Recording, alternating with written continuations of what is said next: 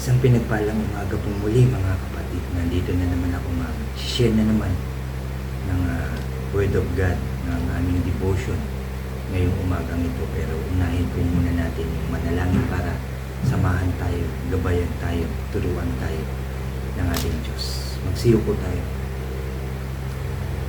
Yes, O God, aming Diyos sa langit, aming Amang makapangyarihan sa lahat, muli kami nagpupuri at nagpapasalamat sa iyo, O Diyos. Ama, maraming salamat unang sa lahat sa paggising mo na naman sa amin ng maayos at malakas ang katawan.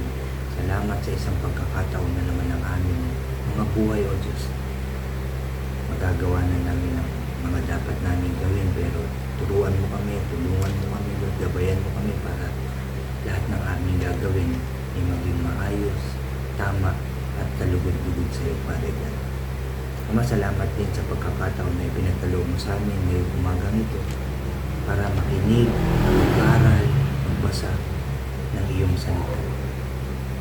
Ama, muli mo po kami bigyan ng wisdom, knowledge, and understanding para lubusan namin itong maintindihan. Samahan mo po kami, samahan mo po ako, turuan mo po ako, Lord. Gabayan mo po ako, Lord, para lahat ng sasabihin ko, Lord, ay galing lamang po sa iyong salita. Maraming salamat, Lord. Salamat po.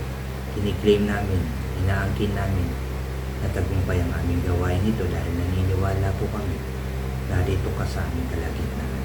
Even magkakalayo kami, Lord God, alam ko po, kasama ka namin. Salamat po. Salamat po.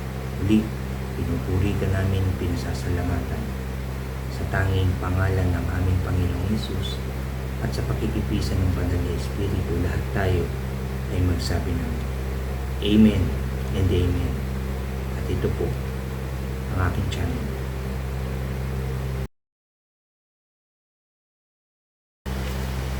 Hello po ulit mga kapatid. Dito nga po ulit ako mag-share sa Ezra. Kahapon, napag-aralan natin, nalaman natin dun sa chapter 1 to chapter 7 ang napakaraming bagay na ginawa ng Diyos sa mga Israelita.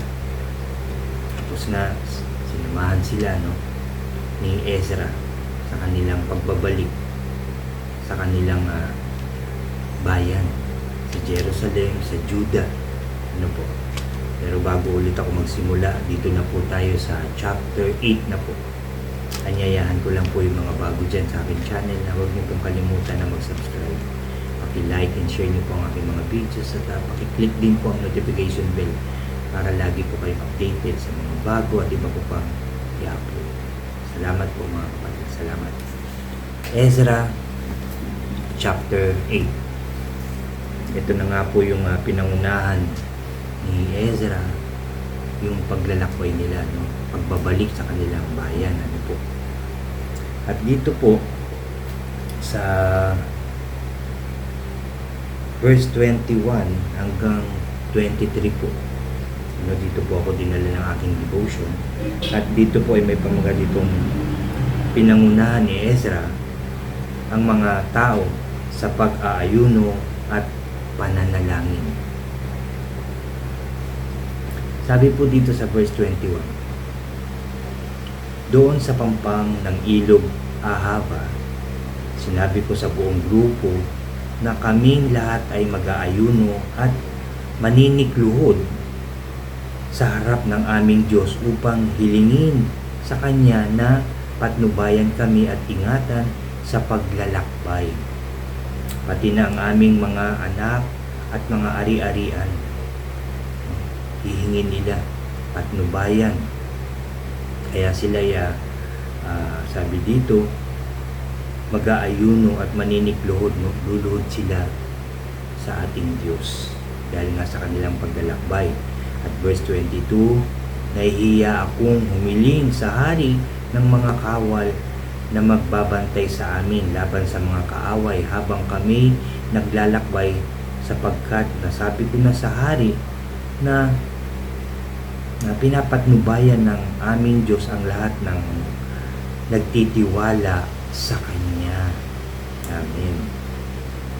Napopoot siya at nagpaparusa sa mga nagtatakwil sa Kanya. At verse 23, nag-ayuno nga kami at hiniling sa Diyos na naway ingatan kami at pinakinggan naman niya ang aming kahilingan. Salamat sa Diyos. Ano po? Dahil sa dami na rin ang binigay ng hari sa kanila, sa kanilang paglalakbay, binigyan ng ginto, di ba? Napag-aralan natin kahapon, binigyan ng ginto, ng pilak, mga hayop na iaalay sa ating Diyos. At kasama na yung mga pagkain, harina, langis, alak, asin at iba't iba pa na ibinigay sa kanila ng Haring Artaxerxes. Ano po? Kaya sabi dito ni Ezra, nahihiya siya na humiling pa ng mga kawal, no, para sa paglalakbay nila may magbabantay kasunod nila. Nahiya na siya.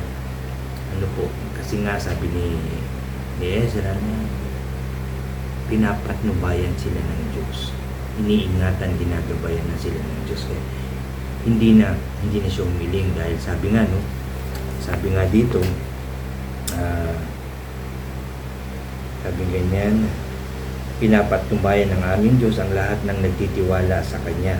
Napupuot siya at nagpaparusa sa mga nagtatakwil sa Kanya. Sinabi na ni Ezra na siya ay binabantayan, pinapatnubayan ng Diyos. Tapos sasabihin pa niya doon sa hari, bigyan mo nga pala kami ng kawal para magbantay sa amin. Pwede naman. Kaya lang, di ba, alam na ng Diyos na nagtitiwala ka sa Kanya at siya ang magbabantay, mag-iingat, magtatanggol sa inyo. Di ba, gagawin niya yun, pero ba't hihingi ka pa?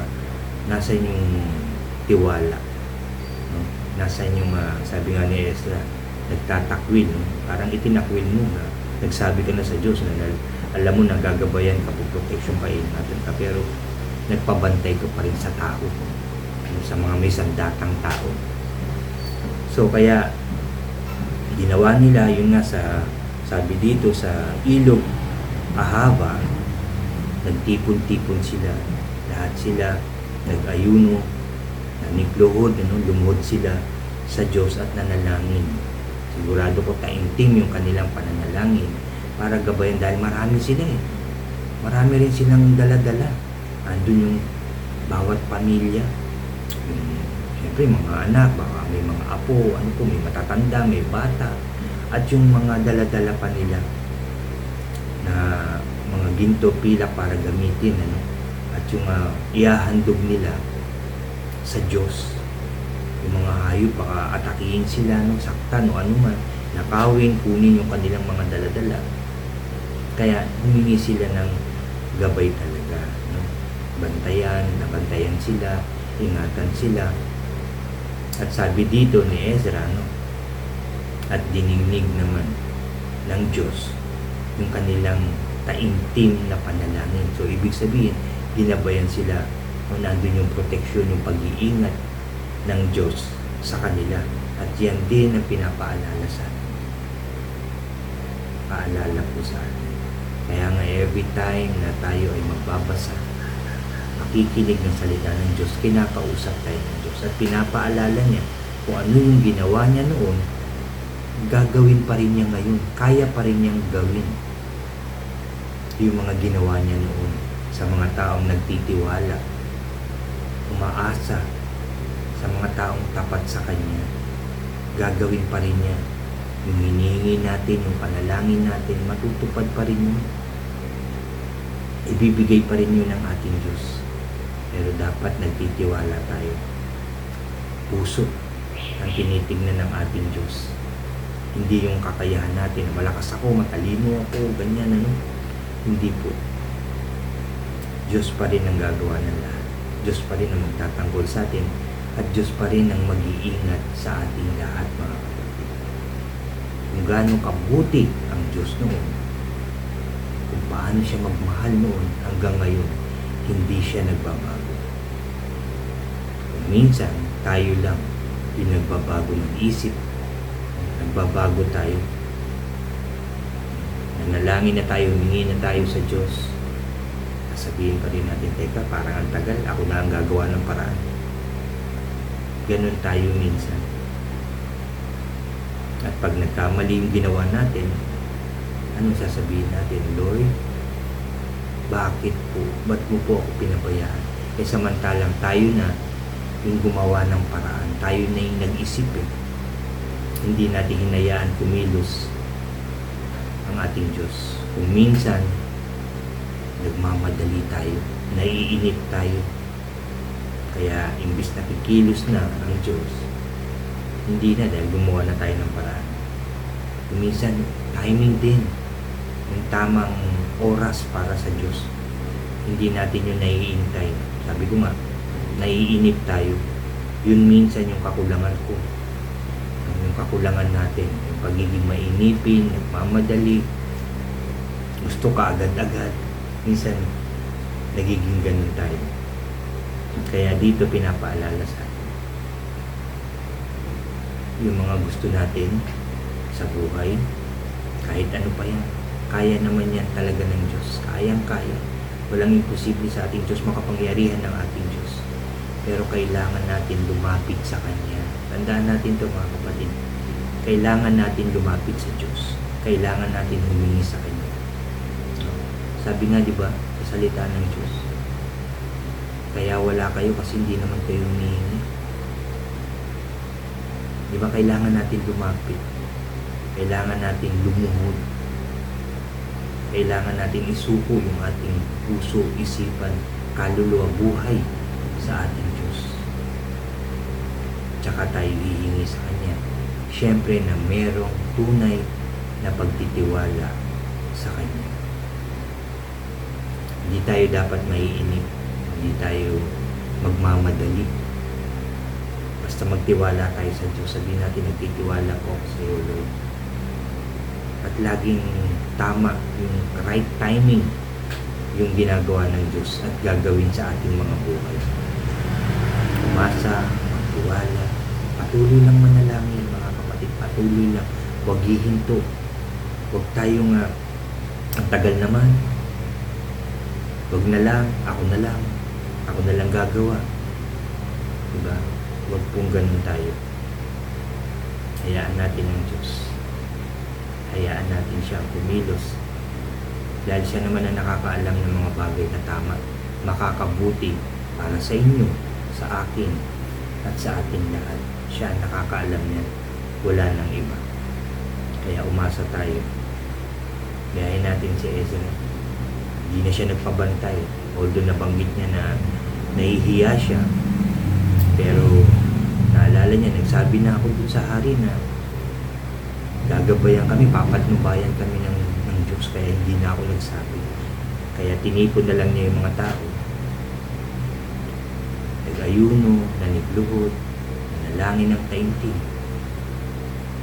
Hindi natin malaman kung ilang araw ba yan na manalangin sila, maghapon ba yan, ilang araw ba silang nag-ayuno, at pinakinggan naman ng Diyos ang kanilang panalangin. Kaya ulitin ko lang mga kapatid, patuloy lang tayong manalangin, umasa, magtiwala sa ating Diyos, at alam natin na magtatagumpay din tayo. Ulitin ko ulit mga kapatid, huwag tayong magmamadali. Tayong gagawa ng paraan at sa uli, pagsisisihan din natin. Sa lapit lang tayo na lapit sa Diyos. Manalangin na manalangin. Lumuhod tayo sa Diyos. Taas natin yung kamay. Kaya kailangan talagang ulitin natin ito sa Diyos. Okay lang. Okay lang maintindihin ng Diyos. Mapagmahal ang Diyos.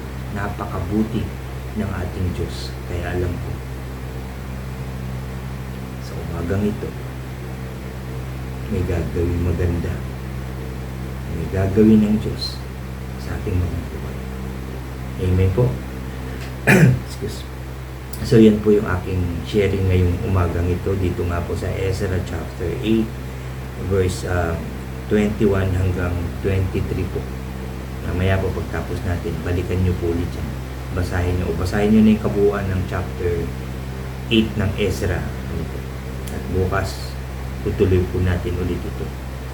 Salamat sa ating Diyos. Kinausap niya tayo, pinaalalahanan, tinuturuan tayo ng Diyos. Lagi natin pakinggan ang salita ng Diyos. Lagi natin itong isabuhay. At kapag nabasa na natin yung gustong sabihin ng Diyos sa atin sa pamamagitan ng Bible nga, sa puso natin ito at isabuhay natin. Huwag natin pabayaan, mawala ito. Dahil yang salita ng Diyos ang makapagliligtas sa atin. Amen po. Amen. At tayo po ay mananalangin na. Kayo din dyan, ulitin ko lang, manalangin din kayo. Naniniwala ako na papakinggan ng Diyos yung ating panalangin. Nakikinig ang Diyos ngayong umagang ito. Magsiyo po tayo. Yes, oh God. Aming Diyos na makapangyarihan sa lahat, muli kami nagpupuri. Nagpapasalamat sa iyo, God. Talagang napakabuti niyo po sa amin, O Diyos. Talagang mahal mo po kami. Kasi araw-araw, Lord, kinakausap mo kami. Gusto mo kaming makausap para paalalahanan, para turuan, Lord, para na rin sa aming sarili, para sa aming kaligtasan, Lord. Salamat po. Salamat po sa inyong pagmamahal sa amin. Salamat na naman ngayong umaga nito. Kinausap mo po. Maturuan mo nga po kaming lahat na matutong mag-ayun, na matutong manalangin ng taimtim sa iyo, Lord. Turuan mo kami na sa iyo lang kami hihingi, aasa at magtitiwala, O Diyos, hindi sa aming sarili, hindi sa ibang tao, kundi sa iyo lang kami aasa, magtitiwala, Lord. Turuan mo kami at itanim mo sa aming puso't isipan na yan ang aming gagawin, Lord, habang kami po ay nabubuhay. Maraming salamat po. Salamat. Salamat po. Salamat. Ama, pinapanalangin ko rin ulit, Lord God, ang lahat ng nakinig ng iyong salita ngayong umagang ito. Dalangin ko po na pagpalain mo po sila, pagkaloob ng kanilang mga hinihingi sa inyo, O God.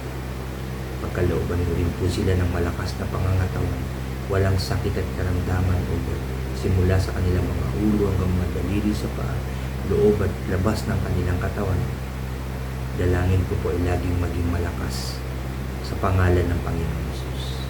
Lord God, proteksyonan mo rin po sila kagaya ng ginawa mo kay Ezra, Lord, nang sila'y manalangin, nang sila'y lumuhod sa iyo, Lord. Ginabayan mo po sila at pinatnubayan. Patnubayan mo rin po kaming lahat, Lord, para maging maayos, tama at kalugod-lugod sa iyo yung aming mga gagawin, Lord. Proteksyonan mo po ang bawat isa, Lord. Saan man sila pupunta, kahit natutulog, Lord, proteksyonan mo po kami lahat. Proteksyonan mo po sila lahat. Gawing maayos, masaya, payapa, masagana ang bawat pamilya, O God. At huwag mo rin pong pabayaan ang aming bansang Pilipinas, Lord. Maging maayos, masaya, nagkakaisa, nagmamahalan, Lord, sa pangalan ng Panginoon Jesus.